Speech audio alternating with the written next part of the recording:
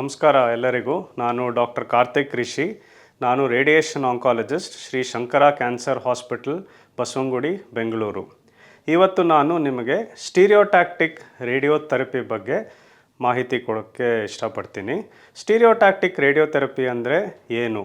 So ಎರಡು ಥರ ಪದಗಳಿದೆ. ಒಂದು ಸ್ಟೀರಿಯೋಟ್ಯಾಕ್ಟಿಕ್ ರೇಡಿಯೋ ಸರ್ಜರಿ ಅಂತ ಇದೆ, ಸ್ಟೀರಿಯೋಟ್ಯಾಕ್ಟಿಕ್ ರೇಡಿಯೋಥೆರಪಿ ಅಂತ ಇದೆ. ಇದನ್ನು ಶಾರ್ಟ್ ಫಾರ್ಮಲ್ಲಿ SRS, SRT ಅಥವಾ SBRT ಅಂತಲೂ ನಾವು ಹೇಳ್ತೀವಿ. ಏನು ಇದರ ಅರ್ಥ, ಇದು ಎಲ್ಲಿ ನಾವು ಉಪಯೋಗಿಸ್ತೀವಿ, ಇದರಿಂದ ಏನು ಬೆನಿಫಿಟ್ ಆಗುತ್ತೆ ಪೇಷಂಟಿಗೆ, ಈ ಥರ ಅನ್ನೋದ್ರ ಬಗ್ಗೆ ಡೀಟೇಲ್ಡಾಗಿ ಇವತ್ತು ಮಾಹಿತಿ ಕೊಡ್ತೀನಿ. ಸ್ಟೀರಿಯೋಟ್ಯಾಕ್ಟಿಕ್ ರೇಡಿಯೋ ಸರ್ಜರಿ ಅನ್ನೋ ಪದ ಏನು ಅಂದರೆ, ತುಂಬ ಹೈ ಡೋಸ್ ಕ್ಯಾನ್ಸರ್ ಕಾಯಿಲೆ ಎಲ್ಲಿದೆಯೋ ಆ ಕ್ಯಾನ್ಸರ್ ಕಾಯಿಲೆ ಸ್ಪಾಟಲ್ಲಿ ಹೈ ಡೋಸ್ ರೇಡಿಯೇಷನ್ ಕೊಟ್ಟು ಆ ಕ್ಯಾನ್ಸರ್ನ ಕಂಪ್ಲೀಟಾಗಿ ನಾವು ಕ್ಲಿಯರ್ ಮಾಡ್ತೀವಿ. ಇದರ ಹೆಸರು ಸ್ಟೀರಿಯೋಟ್ಯಾಕ್ಟಿಕ್ ರೇಡಿಯೋ ಸರ್ಜರಿ ಅಂತ. ಈ ರೇಡಿಯೇಷನ್ನ ನಾವು ಒಂದು ದಿನದಲ್ಲಿ ಕೊಟ್ಟರೆ ಸ್ಟೀರಿಯೋಟ್ಯಾಕ್ಟಿಕ್ ರೇಡಿಯೋ ಸರ್ಜರಿ ಅಂತ ಹೆಸರು ಹೇಳ್ತೀವಿ. ಇದೇ ರೇಡಿಯೇಷನ್ನ ನಾವು 3 ಅಥವಾ 5 ದಿನ ಕೊಟ್ಟರೆ ಸ್ಟೀರಿಯೋಟ್ಯಾಕ್ಟಿಕ್ ರೇಡಿಯೋಥೆರಪಿ ಅಂತ ಹೇಳ್ತೀವಿ. ಸುಮಾರು ಪೇಷಂಟ್ಗೆ ಇದನ್ನು ನಾವು ಬ್ರೈನ್ ಟ್ಯೂಮರ್ಸಲ್ಲಿ ಉಪಯೋಗಿಸ್ತೀವಿ. ಆವಾಗ ಸ್ಟೀರಿಯೋಟ್ಯಾಕ್ಟಿಕ್ ರೇಡಿಯೋ ಸರ್ಜರಿ ಅಥವಾ ಸ್ಟೀರಿಯೋಟ್ಯಾಕ್ಟಿಕ್ ರೇಡಿಯೋಥೆರಪಿ ಅಂತ ಯೂಸ್ ಮಾಡ್ತೀವಿ. ಬ್ರೈನ್ ಆಚೆ ಮೈಯಲ್ಲಿ ಬೇರೆ ಎಲ್ಲಾದರೂ ಕಾಯಿಲೆ ಇದ್ದು ಈ ಟೆಕ್ನಾಲಜಿನ ನಾವು ಉಪಯೋಗಿಸಿದ್ರೆ ಸ್ಟೀರಿಯೋಟ್ಯಾಕ್ಟಿಕ್ ಬಾಡಿ ರೇಡಿಯೋಥೆರಪಿ SBRT ಅಂತ ಹೇಳ್ತೀವಿ. ಓಕೆ, ಇದು ಹೈ ಡೋಸ್ ಅಂತ ನಾನು ಹೇಳಿದೆ. ಇವಾಗ ಹೈ ಡೋಸ್ ಅಂದರೆ ಏನು, ಅದರ ಅರ್ಥ ಏನು, ಅದನ್ನು ಯಾವಾಗ ಯೂಸ್ ಮಾಡ್ತೀವಿ? ಅದಕ್ಕೆ ಮುಂಚೆ ನಾವು ಏನು ಅರ್ಥ ಮಾಡಬೇಕು ಅಂದರೆ, ನಾರ್ಮಲ್ ರೇಡಿಯೇಷನ್ ಏನು ಅಂತ ಅರ್ಥ ಆಯಿತು ಅಂದರೆ ಹೈ ಡೋಸ್ ಏನು ಅಂತ ಅರ್ಥ ಆಗುತ್ತೆ. ನಾರ್ಮಲ್ ರೇಡಿಯೇಷನ್ ನಾವು ರೊಟೀನಾಗಿ ಏನು ರೇಡಿಯೇಷನ್ ಮಾಡ್ತೀವೋ ಅದು ಹೇಗೆ ಅಂದರೆ, ಎವ್ರಿ ಡೇ 2 ಗ್ರೇ ಅಂತ ನಾವು ಹೇಳ್ತೀವಿ. ರೇಡಿಯೇಷನ್ ಮೆಷರ್ಮೆಂಟ್ ಮಾಡೋದು ನಾವು ಗ್ರೇ ಅಂತ ಹೇಳ್ತೀವಿ. ಸೊ ದಿನ ಪೇಷಂಟಿಗೆ 2 ಗ್ರೇ ಕೊಟ್ಟರೆ ಅದು ನಾರ್ಮಲ್ ರೇಡಿಯೇಷನ್. ಈಗ ಕ್ಯೂರ್ ಮಾಡೋಕ್ಕೆ ಈ 2 ಗ್ರೇ ಡೈಲಿ ಕೊಟ್ಕೊಂಡು ಹೋದರೆ ಅದು ಕ್ಯೂರ್ ಆಗುತ್ತೆ. ಎಷ್ಟು ದಿನ ಕೊಡಬೇಕಾಗತ್ತೆ? ಸುಮಾರು 5ರಿಂದ 7 ವಾರ ಕೊಡ್ತೀವಿ. ವಾರದಲ್ಲಿ 5 ದಿನ ಬರ್ತಾರೆ, ಒಂದು 10 ನಿಮಿಷ ರೇಡಿಯೇಷನ್ ತೊಗೊಂಡು ವಾಪಸ್ ಮನೆಗೆ ಹೋಗ್ತಾರೆ. ಈಗ ನಾವು ಸೋಮವಾರ ಶುರು ಮಾಡಿದ್ರೆ ಸೋಮವಾರ 2 ಗ್ರೇ ಕೊಡ್ತೀವಿ, ಮಂಗಳವಾರ 2 ಗ್ರೇ ಕೊಡ್ತೀವಿ, ಬುಧವಾರ 2 ಗ್ರೇ, ಗುರುವಾರ 2 ಗ್ರೇ, ಶುಕ್ರವಾರ 2 ಗ್ರೇ, ಮತ್ತು 2 ದಿನ ಬ್ರೇಕ್ ಇರುತ್ತೆ. ಇದಾದಮೇಲೆ ಮುಂದಿನ ವಾರ ಮತ್ತೆ ಇದೇ ಥರ 5 ದಿನ ರೇಡಿಯೇಷನ್ ಕೊಡಬೇಕಾಗತ್ತೆ. ಈ ಥರ ಡೈಲಿ 2 ಗ್ರೇ ಬಂದು ತೊಗೊಂಡೋಗಿ ವಾರದಲ್ಲಿ 5 ದಿವಸ 5ರಿಂದ 7 ವಾರ ತೊಗೊಂಡ್ರೆ ಇದಕ್ಕೆ ನಾವು ನಾರ್ಮಲ್ ರೇಡಿಯೇಷನ್ ಅಂತ ಹೇಳ್ತೀವಿ. ಇದು ಮುಂಚೆಯಿಂದನೂ ಇದೇ ಥರ ನಾರ್ಮಲಾಗಿ ಕೊಡ್ತಿರೋ ರೇಡಿಯೇಷನ್ನು. ಈ ಸ್ಟೀರಿಯೋಟ್ಯಾಕ್ಟಿಕ್ ರೇಡಿಯೋಥೆರಪಿ ಅಥವಾ ಸ್ಟೀರಿಯೋಟ್ಯಾಕ್ಟಿಕ್ ರೇಡಿಯೋ ಸರ್ಜರಿಲಿ ಏನು ಅಂದರೆ 20 ಗ್ರೇ ಒಂದೇ ಶಾರ್ಟಲ್ಲಿ ಕೊಡ್ತೀವಿ. ಸೊ ನಿಮ್ಗೆ ಅರ್ಥ ಆಗ್ಬೋದು, 2 ಗ್ರೇಯಲ್ಲಿ 20 ಗ್ರೇಯಲ್ಲಿ 10 ಸಲ ಜಾಸ್ತಿ ಡೋಸು, 10 ಟೈಮ್ಸ್ ದ ಡೋಸ್ ಒಂದೇ ಸಲ ಕೊಡ್ತೀವಿ. ಇದರಿಂದ ಏನಾಗುತ್ತೆ ಅಂದರೆ, ಈ ಕ್ಯಾನ್ಸರ್ ಕಾಯಿಲೆ ಸೆಲ್ಸಿಗೆ ಅಷ್ಟು ಹೈ ಡೋಸ್ ತಡ್ಕೊಳಕ್ಕಾಗೋದಿಲ್ಲ ಮತ್ತು ಅದು ಕ್ಲಿಯರ್ ಆಗುತ್ತೆ. ಬಟ್ ಇದ್ರ ಪ್ರಾಬ್ಲಮ್ ಏನು, ಅಷ್ಟು ಹೈ ಡೋಸ್ ಕೊಟ್ಟಾಗ ನಾವು ತುಂಬ ಕೇರ್ಫುಲ್ಲಾಗಿ ಕ್ಯಾನ್ಸರ್ಗೆ ಮಾತ್ರ ಆ ರೇಡಿಯೇಷನ್ ಹೋಗೋ ಥರ ನೋಡ್ಕೋಬೇಕು. ಏನಾದರೂ ಒಂದು ಫ್ಯೂ ಮಿಲಿಮೀಟರ್ಸ್, 1 ಮಿಲಿಮೀಟ್ರು 2 ಮಿಲಿಮೀಟ್ರ್ ಆ ಕಡೆ ಈ ಕಡೆ ಹೋದರೆ ಕ್ಯಾನ್ಸರ್ ಕಾಯಿಲೆಗೆ ಹೋಗೋದು ಬದಲು ಪಕ್ಕಾ ಇರೋ ನಾರ್ಮಲ್ ಸೆಲ್ಸಿಗೆ ಹೋಗುತ್ತೆ. ಇದರಿಂದ ರೇಡಿಯೇಷನಿಂದನೇ ಡ್ಯಾಮೇಜ್ ಆಗ್ಬೋದು. ಅದಕ್ಕೋಸ್ಕರ ಈ ಸ್ಟೀರಿಯೋಟ್ಯಾಕ್ಟಿಕ್ ರೇಡಿಯೋ ಸರ್ಜರಿ ಅಥವಾ ರೇಡಿಯೋಥೆರಪಿನ ನಾವು ಭಾಳ ಕೇರ್ಫುಲ್ಲಾಗಿ ನೋಡಿಕೊಂಡು ಕೊಡಬೇಕು. ಈ ಟೆಕ್ನಾಲಜಿ ಎಲ್ಲ ಹಾಸ್ಪಿಟ್ಲು ಎಲ್ಲ ಮಿಷಿನಲ್ಲೂ ಇದೆಯಾ ಅಂದರೆ ಇಲ್ಲ. ಇದಕ್ಕೆ ಅಂತಲೇ ಸ್ಪೆಷಲಾಗಿ ಮಿಷಿನ್ ಬೇಕಾಗತ್ತೆ. ಸೊ ಈಗಿರೋ ಮಾಡರ್ನ್ ಅಡ್ವಾನ್ಸ್ಮೆಂಟ್ಸಲ್ಲಿ ಇದು ಕೂಡ ಒಂದು ಟೈಪ್ ಆಫ್ ರೇಡಿಯೇಷನ್. ಹೇಗೆ ಅಂದರೆ, ಕೆಲವು ಮಿಷಿನ್ಸ್ ಇದೆ, ನೀವು ಕೆಲವು ಹೆಸರು ಕೇಳಿರ್ತೀರಾ, ಇನ್ನು ಕೆಲವು ನಿಮಗೆ ಇವತ್ತು ಫಸ್ಟ್ ಟೈಮ್ ನೀವು ಕೇಳ್ತಿರ್ಬೋದು. ಸೊ ಈಗ ನಮ್ಮ ಹಾಸ್ಪಿಟ್ಲಲ್ಲಿ 2 ಥರ ಲೀನಿಯರ್ ಆಕ್ಸಿಲರೇಟರ್ಲಿ ಇದನ್ನು ಮಾಡ್ಬೋದು. ಒಂದು ಟ್ರೂ ಬೀಮ್ ಅಂತ ಇದೆ, ಇನ್ನೊಂದು ಹೈಪರ್ ಆರ್ಕ್ ಅನ್ನೋ ಮಿಷಿನ್ ಇದೆ. ಈ 2 ಮಿಷಿನಲ್ಲೂ ಸ್ಟೀರಿಯೋಟ್ಯಾಕ್ಟಿಕ್ ರೇಡಿಯೋ ಸರ್ಜರಿ ಅಥವಾ ಸ್ಟೀರಿಯೋಟ್ಯಾಕ್ಟಿಕ್ ರೇಡಿಯೋಥೆರಪಿಗೆ ಅಂತಾನೆ ಮಾಡಿರೋ ಅಂಥ ಮಿಷಿನ್ನು. ಇದರಲ್ಲಿ ತುಂಬ ಹೈ ಡೋಸ್ ಆ ಸ್ಪಾಟ್, ಕ್ಯಾನ್ಸರ್ ಸ್ಪಾಟ್ ಎಲ್ಲಿದೆಯೋ ಅಲ್ಲಿಗೆ ನಾವು ಫೋಕಸ್ ಮಾಡಿ ಕೊಡ್ತೀವಿ. ಅದರಲ್ಲಿ ಅಡ್ವಾಂಟೇಜ್ ನಾನು ಹೇಳ್ದಂಗೆ ಕ್ಯಾನ್ಸರ್ ಕಾಯಿಲೆ ಪೂರ್ತಿ ಕ್ಲಿಯರ್ ಆಗುತ್ತೆ, ಪೇಷಂಟ್ ಕ್ಯೂರ್ ಆಗೋ ಚಾನ್ಸಸ್ ಚೆನ್ನಾಗಿರುತ್ತೆ. ಇದೇ ಥರ ಯಾವ್ಯಾವ ಮಿಷಿನ್ನಲ್ಲಿ ಸ್ಟೀರಿಯೋಟ್ಯಾಕ್ಟಿಕ್ ರೇಡಿಯೋ ಸರ್ಜರಿ ಮಾಡ್ಬೋದು ಅಂದರೆ ಗಾಮಾ ನೈಫ್ ಅನ್ನೋ ಮಿಷಿನ್ ಇದೆ.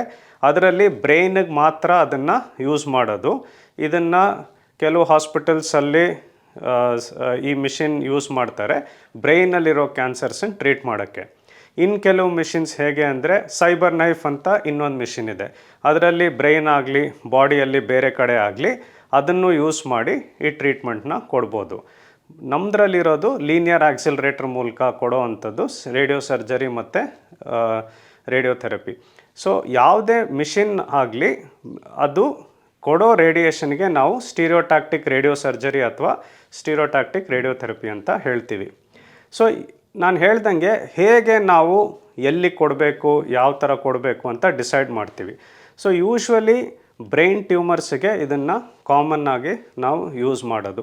ಬ್ರೈನ್ ಟ್ಯೂಮರಲ್ಲಿ ಕೆಲವುದು ಕ್ಯಾನ್ಸರ್ ಕಾಯಿಲೆ ಇರುತ್ತೆ, ಕೆಲವುದು ಕ್ಯಾನ್ಸರ್ ಇಲ್ಲದೇ ಗಡ್ಡೆಗಳನ್ನು ಬ್ರೈನಲ್ಲಿ ಕಾಣಿಸ್ಕೊಳ್ಳುತ್ತೆ. ನಾವು ಹೇಳೋದು ಹೇಗೆ ಅಂದರೆ ಶ್ವಾನೋಮಾ ಅಂತ ಡಿಸೀಸ್ ಕಾಣಿಸ್ಕೊಳ್ಳುತ್ತೆ, ಅಥವಾ ಮೆನಿಂಜಿಯೋಮಾ ಅನ್ನೋ ಡಿಸೀಸ್ ಬ್ರೈನಲ್ಲಿ ಕಾಣಿಸ್ಕೋಬೋದು. ಆರ್ಟಿರೋವೀನಸ್ ಮ್ಯಾಲ್ಫಾರ್ಮೇಷನ್ ಅಂತ ಹೇಳ್ತೀವಿ. ಸೊ ಈ ಥರ ಕಾಯಿಲೆಗಳಿಗೆ ಈ ಸ್ಟೀರಿಯೋಟ್ಯಾಕ್ಟಿಕ್ ರೇಡಿಯೋ ಸರ್ಜರಿ ತುಂಬಾ ಉಪಯೋಗ. ಅಂದರೆ ಒಂದೇ ದಿನದಲ್ಲಿ 20 ಗ್ರೇ ಅಥವಾ 22 ಗ್ರೇ ಈ ಥರ ರೇಡಿಯೇಷನ್ ಕೊಟ್ಟು ಕಾಯಿಲೆನ ಪೂರ್ತಿಯಾಗಿ ವಾಸಿ ಮಾಡ್ಬೋದು. ಇದು ಒಂದು ದಿನದಲ್ಲಿ ಹೇಗೆ ಕೊಡ್ತೀವಿ ಅಂದರೆ ಹಾಗೇ ರೇಡಿಯೇಷನ್ ಕೊಡೋಕ್ಕಾಗೋದಿಲ್ಲ. ರೇಡಿಯೇಷನ್ ನಮ್ಮ ಕಣ್ಣಿಗೆ ಕಾಣೋದಿಲ್ಲ. ಸೊ ನಾವು ಕೇರ್ಫುಲ್ಲಾಗಿ ಪ್ಲ್ಯಾನ್ ಮಾಡಿ ಆಮೇಲೆ ರೇಡಿಯೇಷನ್ ಕೊಡಬೇಕಾಗತ್ತೆ. ಸೊ ಮೊದಲು ಈ ಥರ ಕಾಯಿಲೆ ಇರೋರು ಬಂದಾಗ ನಾವು ಪ್ಲ್ಯಾನ್ ಮಾಡ್ತೀವಿ. ಒಂದು MRI ಮಾಡ್ತೀವಿ, ಒಂದು CT ಸ್ಕ್ಯಾನ್ ಮಾಡ್ತೀವಿ, ಮತ್ತು ಇವಾಗಿರೋ ಮಾಡರ್ನ್ ಕಂಪ್ಯೂಟರ್ಸ್ ಮೂಲಕ ನಾವು ಎಲ್ಲಿ ಕೊಡಬೇಕು ಅನ್ನೋದನ್ನು ಪ್ಲ್ಯಾನ್ ಮಾಡ್ತೀವಿ. ಪ್ಲ್ಯಾನ್ ಮಾಡಿ ಎಲ್ಲ ರೆಡಿ ಆದಮೇಲೆ ಪೇಷಂಟ್ ಬರ್ತಾರೆ. ಸೊ ಆ ಪ್ಲ್ಯಾನಿಂಗಿಗೆ ಒಂದು 2-3 ದಿನ ಟೈಮ್ ಬೇಕಾಗಿ ಬರ್ಬೋದು. ರೆಡಿ ಆದಮೇಲೆ ಒಂದು ಹಾಫ್ ಆನ್ ಅವರ್ ಟ್ರೀಟ್ಮೆಂಟ್ ಇರುತ್ತೆ. ಅಡ್ಮಿಷನ್ ಏನು ಬೇಕಾಗಲ್ಲ, ಟ್ರೀಟ್ಮೆಂಟಿಗೆ ಮುಂಚೆ ಯಾವ ಥರದ್ದು ಪ್ರಿಪ್ರೇಷನ್ ಬೇಕಾಗಲ್ಲ. ಒಂದು ಟೈಮಿಗೆ ಬಂದು ಟ್ರೀಟ್ಮೆಂಟ್ ತೊಗೊಂಡು ಅದೇ ದಿನ ಮತ್ತೆ ವಾಪಸ್ ಹೋಗ್ಬೋದು. ಈ ಸ್ಟೀರಿಯೋಟ್ಯಾಕ್ಟಿಕ್ ರೇಡಿಯೋ ಸರ್ಜರಿ ಆಗಲಿ ರೇಡಿಯೋಥೆರಪಿ ಆಗಲಿ ಕರೆಕ್ಟಾಗಿ ಪ್ಲ್ಯಾನ್ ಮಾಡಿ ಕೊಟ್ಟರೆ ಯಾವ ಥರದ್ದು ಸೈಡ್ ಎಫೆಕ್ಟ್ಸು ಕೂಡ ಕಾಣಿಸ್ಕೊಳ್ಳಲ್ಲ. ಅದು ಅಡ್ವಾಂಟೇಜು. ಯೂಶ್ವಲಿ ನಾವು ಈ ಲಾಂಗ್ ಟರ್ಮ್ ಈ 5 ವಾರ 7 ವಾರ ರೇಡಿಯೇಷನ್ ಕೊಟ್ಟಾಗ ಕೆಲವು ಸಲ ಸೈಡ್ ಎಫೆಕ್ಟ್ಸ್ ಕಾಣಿಸ್ಕೊಳ್ಳುತ್ತೆ. ಚರ್ಮ ಕಪ್ಪಗಾಗ್ಬೋದು ಎಲ್ಲಿ ರೇಡಿಯೇಷನ್ ಕೊಡ್ತಾ ಇದ್ದೀವಿ, ಅಥವಾ ಬಾಯಲ್ಲಿ ಹುಣ್ಣು ಬರ್ಬೋದು, ಸೊ ಲೂಸ್ ಮೋಷನ್ಸ್ ಆಗ್ಬೋದು, ಕೂದಲು ಉದುರ್ಬೋದು. ಈ ಥರ ಕಾಮನ್ನಾಗಿ ಸೈಡ್ ಎಫೆಕ್ಟ್ಸ್ ನೋಡ್ಕೊತೀವಿ. ಅದು ಟೆಂಪ್ರರಿ ಆಗಿದ್ರೂ ಕೆಲವು ದಿನ ಆ ಸೈಡ್ ಎಫೆಕ್ಟ್ಸ್ ಇರುತ್ತೆ. ಈ ಸ್ಟೀರಿಯೋಟ್ಯಾಕ್ಟಿಕ್ ರೇಡಿಯೋ ಸರ್ಜರಿ ಮತ್ತು ರೇಡಿಯೋಥೆರಪಿಯಲ್ಲಿ ಆ ಥರ ಸೈಡ್ ಎಫೆಕ್ಟ್ಸು ಕೂಡ ಕಾಣಿಸ್ಕೊಳ್ಳಲ್ಲ. ಯಾಕಂದರೆ ನಾವು ಎಂಟೈರ್ ರೇಡಿಯೇಷನ್ನ ಒಂದು ಸ್ಪಾಟಿಗೆ ಫೋಕಸ್ ಮಾಡಿ ಕೊಡ್ತಾಯಿದ್ದೀವಿ. ಅದರಿಂದ ಯಾವ ಥರದ್ದು ಸೈಡ್ ಎಫೆಕ್ಟ್ಸು ಕೂಡ ಕಾಣಲ್ಲ. ಈ ಹಾಫ್ ಆನ್ ಅವರಲ್ಲಿ ಪೇಷಂಟ್ ಮಲ್ಕೋಬೇಕು, ಅಲ್ಲಾಡ್ದೇ ಮಲ್ಕೋಬೇಕು. ನಮ್ಮ ಮಾಡರ್ನ್ ಮಿಷಿನ್ ಮೂಲಕ ನಾವು ಒಂದು CT ಸ್ಕ್ಯಾನ್ ತೊಗೊಂಡು ನೋಡ್ತೀವಿ ಎಲ್ಲಿ ಯಾವ ಜಾಗದಲ್ಲಿ ನಾವು ರೇಡಿಯೇಷನ್ ಕೊಡ್ತಾ ಇದ್ದೀವಿ ಅಂತ ನೋಡಿಕೊಂಡು ಆ ಸ್ಪಾಟಿಗೆ ಮಾತ್ರ ವೆರಿ ಹೈ ಡೋಸ್ ನಾವು ಫೋಕಸ್ ಮಾಡಿಕೊಟ್ಟಾಗ ಅಲ್ಲಿ ಕ್ಯಾನ್ಸರ್ ಕಾಯಿಲೆ ಅಥವಾ ಗಡ್ಡೆ ಕ್ಲಿಯರ್ ಆಗುತ್ತೆ. ಇದೇ ಥರ ಬಾಡಿಯಲ್ಲಿ ಆಚೆನೂ ಕೂಡ ಕಾಣಿಸ್ಕೊಳ್ಳುತ್ತೆ. ಎಲ್ಲಿ ಕಾಮನ್ ಆಗಿ ಅಂದರೆ ಲಂಗಲ್ಲಿ ಕ್ಯಾನ್ಸರ್ ಕಾಣಿಸ್ಕೋಬೋದು, ಒಂದು ಸಣ್ಣ ಗಡ್ಡೆ ಲಂಗ್ದು ಕಾಣಿಸ್ಕೋಬೋದು. ಲಿವರಲ್ಲಿ ಕಾಣಿಸ್ಕೋಬೋದು ಸಣ್ಣ ಗಡ್ಡೆ, ಬೋನ್ಸಲ್ಲಿ ಕಾಣಿಸ್ಕೋಬೋದು. ಪ್ಯಾಂಕ್ರಿಯಾಸ್ ಅಂತ ಹೊಟ್ಟೆಯಲ್ಲಿದೆ ಅಲ್ಲಿ ಕಾಣಿಸ್ಕೋಬೋದು, ಅಥವಾ ಪ್ರಾಸ್ಟ್ರೇಟ್ ಅಂತ ಕೆಳಗಡೆ ಭಾಗ ಯೂರಿನರಿ ಬ್ಲ್ಯಾಡರ್ ಗಂಡಸರಲ್ಲಿ ಯೂರಿನರಿ ಬ್ಲ್ಯಾಡರ್ ಕೆಳಗಡೆ ಭಾಗದಲ್ಲಿ ಪ್ರಾಸ್ಟ್ರೇಟ್ ಅಂತ ಇದೆ. ಸೊ ಈ ಎಲ್ಲ ಆರ್ಗನ್ಸಲ್ಲಿ ಕ್ಯಾನ್ಸರ್ ಕಾಣಿಸ್ಕೊಂಡಾಗ ಈ ಸ್ಟೀರಿಯೋಟ್ಯಾಕ್ಟಿಕ್ ರೇಡಿಯೋಥೆರಪಿ ಭಾಳನೇ ಉಪಯೋಗ ಆಗುತ್ತೆ ಟ್ರೀಟ್ಮೆಂಟ್ ಮಾಡಲು. Lung one of the commonest area. ಲಂಗಲ್ಲಿ 2 ಥರ ಗಡ್ಡೆ ಬರ್ಬೋದು. ಒಂದು ಲಂಗಲ್ಲೇ ಉತ್ಪತ್ತಿ ಆಗುವಂಥ ಕ್ಯಾನ್ಸರ್ ಕಾಣಿಸ್ಕೋಬೋದು, ಅಥವಾ ಬೇರೆ ಕಡೆ ಕ್ಯಾನ್ಸರ್ ಶುರುವಾಗಿ ಲಂಗ್ಗೆ ಸ್ಪ್ರೆಡ್ ಆಗ್ಬೋದು. ಸೊ ಈ 2 ಥರನೂ ಕಾಣಿಸ್ಕೋಬೋದು. ಈ 2 ಥರ ಸಿಚುವೇಷನಲ್ಲೂ ಕೂಡ ಸ್ಟೀರಿಯೋಟ್ಯಾಕ್ಟಿಕ್ ರೇಡಿಯೋಥೆರಪಿನ ನಾವು ಯೂಸ್ ಮಾಡ್ಬೋದು. ಅದರಲ್ಲಿ ಹೇಗೆ ಅಂದರೆ ನಾನು ಹೇಳ್ದಂಗೆ ನಾವು ಮೊದಲು ಪ್ಲ್ಯಾನ್ ಮಾಡ್ತೀವಿ. ಒಂದು ದಿನ ಪೇಷಂಟನ್ನು ಕರೆದ್ಬಿಟ್ಟು ಒಂದು CT ಸ್ಕ್ಯಾನ್ ಮಾಡ್ತೀವಿ. ಇದರಲ್ಲೂ ಕೂಡ ನಮ್ಮದ್ರಲ್ಲಿ ಅಡ್ವಾನ್ಸ್ಡ್ ಟ್ರೀಟ್ಮೆಂಟ್ ಟೆಕ್ನಾಲಜಿ ಇದೆ. ಈಗ ಹೇಗೆ ಅಂದರೆ ಲಂಗ್ ಕ್ಯಾನ್ಸರ್ ಟ್ರೀಟ್ ಮಾಡಬೇಕಾದ್ರೆ ಲಂಗದ ಕೆಲಸ ಏನು, ನಾವು ಉಸಿರು ತೊಗೊಳ್ತೀವಿ ಬಿಡ್ತೀವಿ, ಗಾಳಿ ಒಳಗಡೆ ಹೋಗುತ್ತೆ. ಸೊ ಈ ಉಸಿರು ತೊಗೊಳ್ಳೋದು ಬಿಡೋ ಟೈಮಲ್ಲೂ ಕೂಡ ಆ ಗಡ್ಡೆನೂ ಕೂಡ ಮೂವ್ ಆಗುತ್ತೆ. ಲಂಗಲ್ಲಿರೋದ್ರಿಂದ ನಾವು ಬ್ರೆತ್ ತೊಗೊಂಡಾಗ ಅದು ಕೂಡ ಮೂವ್ ಆಗುತ್ತೆ, ನಾವು ಆಚೆ ಉಸಿರು ಬಿಟ್ಟಾಗ ಬೇರೆ ಕಡೆ ಹೋಗುತ್ತೆ. ಸೊ ಈ ಮೂವ್ಮೆಂಟನ್ನು ನಾವು ನೋಡಬೇಕು. ಒಂದೊಂದು ಪೇಷಂಟಲ್ಲೂ ಈ ಮೂವ್ಮೆಂಟ್ ಯಾವ ಥರ ಆಗುತ್ತೆ ಅನ್ನೋದನ್ನು ನಾವು ಒಂದು special CT scan 4D CT scan ಅಂತ ಮಾಡ್ತೀವಿ. ಅದರಲ್ಲಿ ಗೊತ್ತಾಗುತ್ತೆ. ಈಗ ಒಬ್ರೊಬ್ರು ಬ್ರೀದಿಂಗ್ ಮಾಡೋದು ಒಂದೇ ಥರ ಇರೋದಿಲ್ಲ, ಬೇರೆ ಬೇರೆ ಥರ ಇರುತ್ತೆ. ಸೊ ಈ 4D CT ಸ್ಕ್ಯಾನ್ ಮಾಡಿದಾಗ ಆ ಪರ್ಟಿಕ್ಯುಲರ್ ಪೇಷಂಟಿಗೆ ಯಾವ ಥರ ಬ್ರೀದಿಂಗ್ ಆಗುತ್ತೆ ಅಂತ ನಮ್ಗೆ ಗೊತ್ತಾಗುತ್ತೆ. ನಾವು ಆ ಪರ್ಟಿಕ್ಯುಲರ್ ಪೇಷಂಟ್ ಯಾವ ಥರ ಪ್ಲ್ಯಾನ್ ಮಾಡ್ಬೋದು ಅಂತಲೂ ಗೊತ್ತಾಗುತ್ತೆ. ಸೊ ಈ ಥರ ಇಂಡಿವಿಜುವಲೈಸ್ಡ್ ಪರ್ಸ್ನಲೈಸ್ಡ್ ಪ್ಲ್ಯಾನಿಂಗ್ ಮಾಡಿ ನಾವು ರೇಡಿಯೇಷನ್ನ ಫೋಕಸ್ ಮಾಡಿ ಆ ಕ್ಯಾನ್ಸರ್ ಗಡ್ಡೆಗೆ ಟ್ರೀಟ್ ಮಾಡ್ತೀವಿ. ಈ ಹೈ ಡೋಸ್ ಕೊಡೋದ್ರಿಂದ ಕಂಪ್ಲೀಟಾಗಿ ಆ ಜಾಗದಲ್ಲಿ ಆ ಕ್ಯಾನ್ಸರ್ ಗಡ್ಡೆ ಕ್ಲಿಯರ್ ಆಗುತ್ತೆ. ಸಿಮಿಲರ್ಲಿ ಲಿವರಲ್ಲೂ ಕೂಡ ಕಾಣಿಸ್ಕೋಬೋದು. ಇಲ್ಲೂ ಕೂಡ 2 ಥರ ಕಾಣಿಸ್ಕೊಳ್ಳುತ್ತೆ. ಒಂದು, ಲಿವರಲ್ಲೇ ಉತ್ಪತ್ತಿ ಆಗುವಂಥ ಕ್ಯಾನ್ಸರು, ಹೆಪಟೋಸೆಲ್ಯುಲಾರ್ ಕಾರ್ಸಿನೋಮಾ ಅಂತ ಹೇಳ್ತೀವಿ, ಅಥವಾ ಬೇರೆ ಕಡೆ ಕ್ಯಾನ್ಸರ್ ಇದ್ದು ಇಲ್ಲಿ ಸ್ಪ್ರೆಡ್ ಆಗಿರೋವಂಥದ್ದು, ಕಾಮನ್ ಆಗಿ ಕೋಲೋರೆಕ್ಟಲ್ ಕ್ಯಾನ್ಸರಲ್ಲಿ ಶುರುವಾಗಿ ಲಿವರಿಗೆ ಸ್ಪ್ರೆಡ್ ಆಗ್ಬೋದು.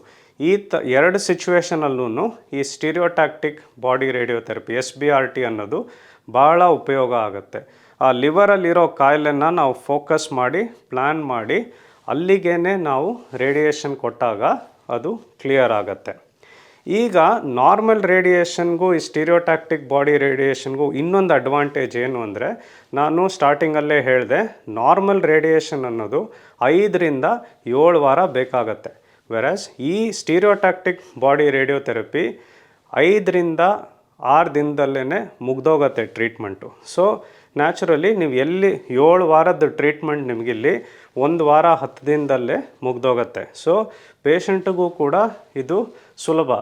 ಭಾಳ ಸಲ ಬೇರೆ ಕಡೆಯಿಂದ ಬರೋರು ಅಥವಾ ಆಫೀಸ್ ಹೋಗೋರು 7 ವಾರ ಅಂದರೆ ಕಷ್ಟ ಆಗ್ಬೋದು ಅವ್ರಿಗೆ. ಡೈಲಿ ಕರ್ಕೊಂಬರೋದು, ಹೋಗೋದು, ಗಾಡಿ ಅರೇಂಜ್ ಮಾಡೋದು, ಈ ಟ್ರಾಫಿಕಲ್ಲಿ ಬರೋದು, ಇವೆಲ್ಲ ಡೇ ಟು ಡೇ ಇದರಲ್ಲಿ ಕಷ್ಟ ಆಗುತ್ತೆ. ಸೊ ಎಲ್ಲಿ ಈ ಸ್ಟೀರಿಯೋಟ್ಯಾಕ್ಟಿಕ್ ಮಾಡೋ ಅವಶ್ಯಕತೆ ಇದೆಯೋ ಅಲ್ಲಿ ಮಾಡಿದ್ರೆ ಟೈಮು ಕೂಡ ಸೇವ್ ಆಗುತ್ತೆ, ಸೈಡ್ ಎಫೆಕ್ಟ್ಸ್ ಕಮ್ಮಿ ಇರುತ್ತೆ, ಮತ್ತು ಗುಣ ಆಗೋ ಚಾನ್ಸಸ್ಸನ್ನು ಭಾಳ ಇರುತ್ತೆ. 3ನೇ ಜಾಗ ಎಲ್ಲಿ ಅಂದರೆ ನಾವು ಕಾಮನ್ ಆಗಿ ಯೂಸ್ ಮಾಡೋದು ಬೋನಲ್ಲಿ. ಬೋನಲ್ಲಿ ಬೇರೆ ಕಡೆಯಿಂದ ಸ್ಪ್ರೆಡ್ ಆಗೋ ಸಾಧ್ಯತೆ ತುಂಬಾ ಇರುತ್ತೆ. ಈಗ ಬ್ರೆಸ್ಟ್ ಕ್ಯಾನ್ಸರ್ ಕೆಲವು ಸಲ ಬೋನಿಗೆ ಸ್ಪ್ರೆಡ್ ಆಗ್ಬೋದು, ಪ್ರಾಸ್ಟೇಟ್ ಕ್ಯಾನ್ಸರ್ ಬೋನಿಗೆ ಸ್ಪ್ರೆಡ್ ಆಗ್ಬೋದು, ಥೈರಾಯ್ಡ್ ಕ್ಯಾನ್ಸರ್ ಬೋನಿಗೆ ಸ್ಪ್ರೆಡ್ ಆಗ್ಬೋದು. ಈ ಥರ ಸ್ಪ್ರೆಡ್ ಆದಾಗ ಆ ಬೋನಲ್ಲಿ ಯಾವ ಸ್ಪಾಟಲ್ಲಿದೆಯೋ ಅಲ್ಲಿಗೆ ಮಾತ್ರ ನಾವು ರೇಡಿಯೇಷನ್ ಕೊಟ್ಟು ಇದನ್ನು ಕಂಪ್ಲೀಟಾಗಿ ನಾವು ಕ್ಲಿಯರ್ ಮಾಡ್ಬೋದು. ಬೇರೆ ಕೆಲವು ಸಲ ಈಗ ಒಂದೇ ಕಡೆ ಇತ್ತು ಅಂದರೆ ನಾವು ರೇಡಿಯೇಷನ್ ಕೊಟ್ಟು ಕ್ಲಿಯರ್ ಮಾಡಿದಾಗ ಬೇರೆ ಟ್ರೀಟ್ಮೆಂಟನ್ನು ಬೇಕಾಗದೇ ಇರ್ಬೋದು, ಬರೀ ರೇಡಿಯೇಷನಲ್ಲೇ ಕ್ಲಿಯರ್ ಆಗುತ್ತೆ, ಅಥವಾ ಟ್ಯಾಬ್ಲೆಟ್ಸ್ ಏನಾದರೂ ತೊಗೊಂಡು ಮ್ಯಾನೇಜ್ ಮಾಡ್ಬೋದು. ಸೊ ಈ ಥರ ಈ ಟೆಕ್ನಾಲಜಿ ಹೇಗೆ ಮಾಡಿದೆ ಅಂದರೆ, ಈ ಥರ 4th ಸ್ಟೇಜ್ ಕ್ಯಾನ್ಸರಲ್ಲೂ ಕೂಡ ಎಲ್ಲಿ ಸ್ಪ್ರೆಡ್ ಆಗಿದೆಯೋ ರೇಡಿಯೇಷನ್ ಕೊಟ್ಟು ಕ್ಯೂರ್ ಮಾಡಿ ಅವ್ರು ನಾರ್ಮಲಾಗಿ ಅವ್ರ ಜೀವನನ ಕಂಟಿನ್ಯೂ ಮಾಡೋ ಥರ ಮಾಡಿಕೊಡ್ಬೋದು. ಸೊ ಈ ಥರ ಸಿಚುವೇಶನ್ ನೋಡಿಕೊಂಡು ಈ SBRT ಅನ್ನೋ ಟ್ರೀಟ್ಮೆಂಟ್ ಭಾಳನೇ ಉಪಯೋಗ ಆಗುತ್ತೆ. ಇನ್ನೊಂದು ಕ್ಯಾನ್ಸರ್ ಎಲ್ಲಿ ನಾವು ಕಾಮನ್ ಆಗಿ ಯೂಸ್ ಮಾಡ್ತೀವಿ ಅಂದರೆ ಪ್ರಾಸ್ಟೇಟ್ ಕ್ಯಾನ್ಸರ್. ಹೇಳಿದೆ, ಬ್ಲ್ಯಾಡರ್ ಕೆಳಗಡೆ ಗಂಡಸರಲ್ಲಿ ಪ್ರಾಸ್ಟೇಟ್ ಅಂತ ಇದೆ, ಇದರಲ್ಲಿ ಕ್ಯಾನ್ಸರ್ ಕಾಯಿಲೆ ಕಾಮನ್. ಸೊ ಮುಂಚೆ ಕೆಲವು ವರ್ಷಗಳ ಮುಂಚೆ ನಾವು ಪ್ರಾಸ್ಟೇಟ್ ಕ್ಯಾನ್ಸರ್ ಟ್ರೀಟ್ ಮಾಡಬೇಕಾದ್ರೆ ಸುಮಾರು 7ರಿಂದ 7.5 ವಾರ ಟ್ರೀಟ್ಮೆಂಟ್ ಕೊಡ್ತಾಯಿದ್ವಿ. ಇವಾಗ ಅಂದರೆ ಒಂದು 37-38 ಸಲ ಪೇಷಂಟ್ ಬರಬೇಕಾಗಿತ್ತು ಹಾಸ್ಪಿಟಲ್ಗೆ. ಈಗ ಈ SBRT ಮೂಲಕ ನಾವು ಟ್ರೀಟ್ಮೆಂಟ್ ಕೊಟ್ಟಾಗ 5 ದಿನದಲ್ಲಿ ಟ್ರೀಟ್ಮೆಂಟ್ ಮುಗ್ದೋಗುತ್ತೆ. ಸೊ ಡಿಫ್ರೆನ್ಸ್ ನಿಮಗೆ ಅರ್ಥ ಆಗುತ್ತೆ. 1.5 ತಿಂಗಳು 5 ದಿನ, ಸೊ 5 ಡೇಸಲ್ಲಿ ಟ್ರೀಟ್ಮೆಂಟ್ ಮುಗಿದು patient will go back normal life lead ಮಾಡ್ಬೋದು, ಅವರು ಕೆಲಸ ಮಾಡ್ಬೋದು, ಫುಡ್ ತೊಗೋಬೋದು, ಚೆಕಪ್ಪಲ್ಲಿ ಇರಬೇಕಾಗತ್ತೆ. ಸೊ ಈ ಥರ ಈ ಹೈ ಡೋಸ್ ಕೊಡೋದ್ರಿಂದ ಭಾಳ ಅಡ್ವಾಂಟೇಜ್ ಇದೆ ಸುಮಾರು ಕಡೆ. ಪ್ಯಾಂಕ್ರಿಯಾಸ್ ಅನ್ನೋ ಕ್ಯಾನ್ಸರಲ್ಲೂ ಕೂಡ ಇವಾಗ ಸ್ಟೀರಿಯೋಟ್ಯಾಕ್ಟಿಕ್ ಬಾಡಿ ರೇಡಿಯೋಥೆರಪಿನ ನಾವು ಶುರು ಮಾಡಿದ್ದೀವಿ. ಅಲ್ಲೂ ಕೂಡ ಎಲ್ಲಿ ಆಪ್ರೇಷನ್ ಮಾಡೋಕ್ಕಾಗಲ್ವೋ, ಕೆಲವು ಪ್ಯಾಂಕ್ರಿಯಾಸ್ ಕ್ಯಾನ್ಸರಲ್ಲಿ ಸರ್ಜರಿ ಮಾಡೋಕ್ಕಾಗೋದಿಲ್ಲ. ಈ ಥರ ಸಿಚುವೇಷನಲ್ಲಿ ಸ್ಟೀರಿಯೋಟ್ಯಾಕ್ಟಿಕ್ ಬಾಡಿ ರೇಡಿಯೋಥೆರಪಿ ಕೊಟ್ಟು ಪೂರ್ತಿ ವಾಸಿ ಮಾಡ್ಬೋದು. ಲೇಟೆಸ್ಟಾಗಿ ಕಿಡ್ನಿ ಕ್ಯಾನ್ಸರಲ್ಲೂ ಕೂಡ ಈ SBRTದು ರೋಲ್ ಕಾಣಿಸ್ಕೊಂಡಿದೆ.